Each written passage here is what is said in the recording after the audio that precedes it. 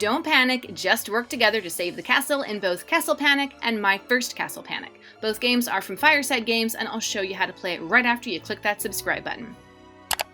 This Castle Panic is actually the second edition of the game. This game is for 1 to 6 players, ages 8 and up. It's the same cooperative gameplay as the original, but with updated artwork and a custom die.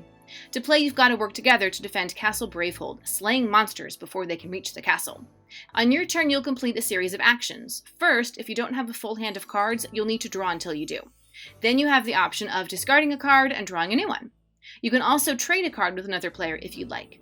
Next, you'll play cards. You can attack a monster by playing a card that matches the color and ring location that a monster is in.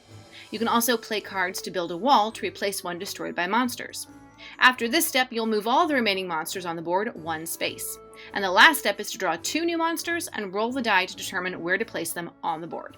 If the monsters destroy all the towers, the game ends, but if all 49 monster tokens are played, all the monsters are slain, and there is at least 1 tower remaining, the players win. Think that sounds cool but don't have kids old enough to play? Check out My First Castle Panic, which is for 1 to 4 players ages 4 and up. It's still a cooperative game, and in this version the object is to catch all the monsters with the castle still standing.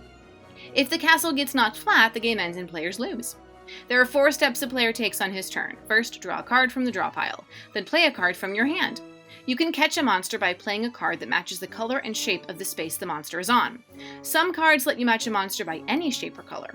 If another player has a card that matches and you want them to play it, you can ask for help so that they play their card instead of you playing one of yours. There's also a wall card that rebuilds the wall if it gets knocked down, and a boot card lets you pick any monster to boot to the monster pile. Next, you'll move all the monsters on the board 1 step closer to the castle. Then you draw 1 monster token and put it on the board's start space. Beware of the shover, runner, and marcher monsters because special actions happen after you add them to the board. With this game, there are some alternate rules to make it easier or harder, and of course, as kids get older, they can graduate to the original Castle Panic.